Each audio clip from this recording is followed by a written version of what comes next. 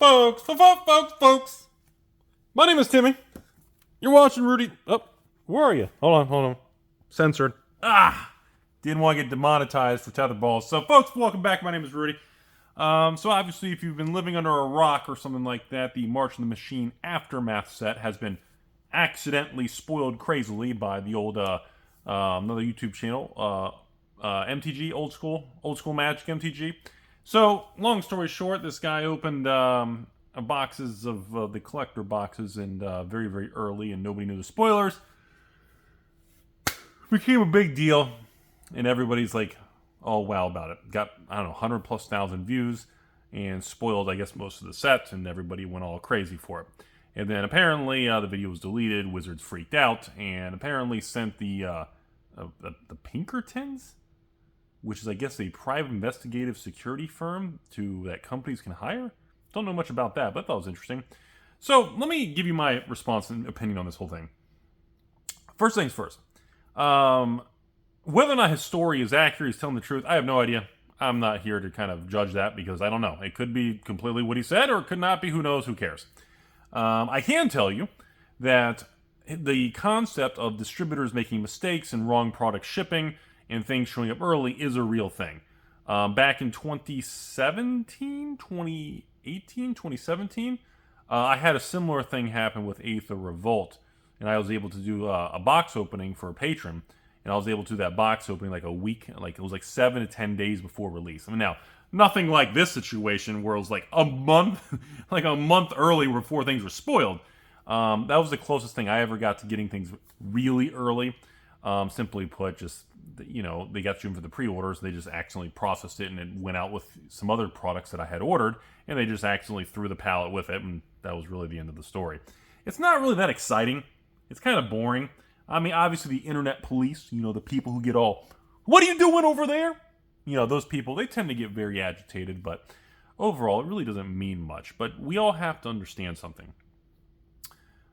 There is a form of correlation between the whole spoiler season thing that never ends and trying to hype and sell a product.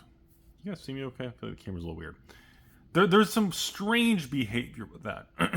So, essentially, Wizards and Hasbro believes that if you spoil a product too soon, by the time the product releases, it's old news and people don't want it anymore because they're bored and they've already moved on.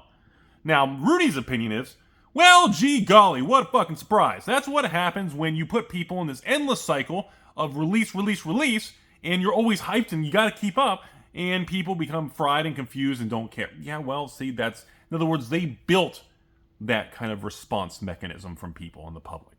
So it's a very he said, she said. You can argue every perspective you want. It doesn't really matter. But I can tell you, distribution and things like that have made mistakes in the past, and they always will, because they're human. Now, this guy obviously knew, opening the product that early, he even said in the video, and kind of joking, I don't think it's spoiled, obviously doing that level of early with a corporate item, whether it's a video game, whether it's a trading card, or a book, or a comic book, or a Rudy's blow-up dolls incorporated, floppy taco incorporated, no matter what you're doing, if you do it too early, you will definitely get pushback, because the company, it's more, they just feel upset and violated, and they have to set an example. This whole thing about going after him, forcing him to pull the video down, sending some private investigative armed people to his house, confiscating the cards, and this whole dramatic thing. And as he even stated in the video, they were very nice about it. Because, again, he was not being rude about it. He was just going along with, oh, yeah, who cares? And honestly, I wouldn't be surprised if Wizards even replaces the product with March of the Machine collectors or swaps it out with something else so he doesn't even lose money on it, or the store. They're going to pull the serial number on the back of the boxes and see what distributor shipped it and what store it went to. They're going to look into it. And they're going to find out who made the mistake. And then they're going to find out, you know, they're going to ask each chain of command, they're going to ask questions all the way up. And again, this is a textbook story to me of Wizards had to do something. It's already spoiled. It doesn't matter at this point. But they had to do something. The problem with internet and the interwebs and what is America Online and dial-up 56K modem and that whole beep beep, beep, that whole. The problem with all this stuff is if Wizards or Hasbro doesn't do anything, it lays the framework and groundwork for future people to say, hey, that guy got, I don't know, product 2 months before spoiler season. I got something from next year's set that's still in testing. If they don't show aggressive behavior, it will spawn copycats. That's the basic theory of why they went after him to pull the video down. That's the whole reason about this whole thing. That's my personal thing. That's the whole purpose of them making a dramatic thing and going after this guy. Now, at the end of the day, let's be honest, everybody. Let's be honest. Does it really matter? Does any of it really? I mean, we're talking about a supplemental Magic set in 2023. In between a bunch more sets coming and a bunch more sets to release. There are so many releases. Every 1 to 2 weeks, there is a release. Hell, actually, I think it's actually every week. There is a release of some sort of Magic set, Magic supplemental product, or another card games product. But whether it's a big company like a Pokemon Magic Yu-Gi-Oh! Or it's a smaller company like Weiss, a Bushy Road thing, the Flesh and Bloods, the MetaZoos, the Final Fantasies, of course the new Sorceries, the One Pieces, and the Disney Lorcana, there's always going to be a release.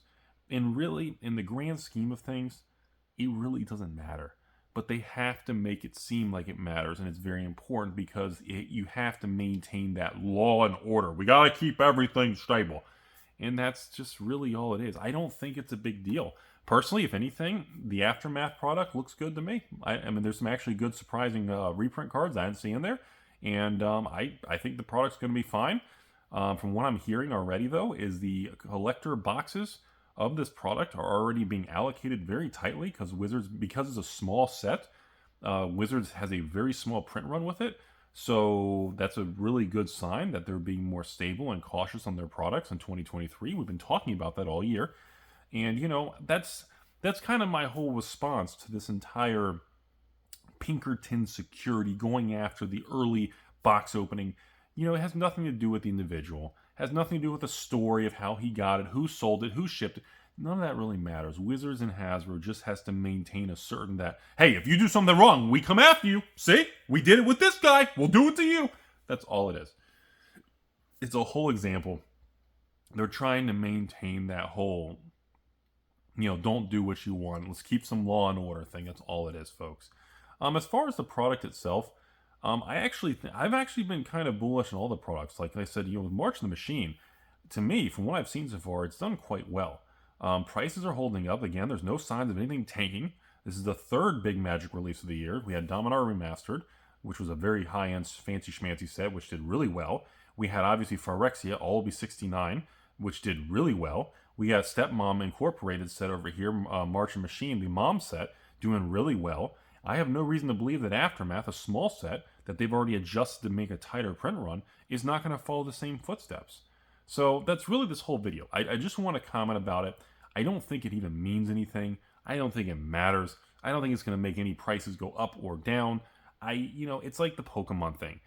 Shady things, intentionally and accidental, happen every day in the world. And again, we are talking about game pieces. Remember, folks, they're all supposed to be free and cheap. They're not supposed to be expensive. These are game pieces. So again, at the end of the day, I guess here's a picture of my penis. It doesn't really matter.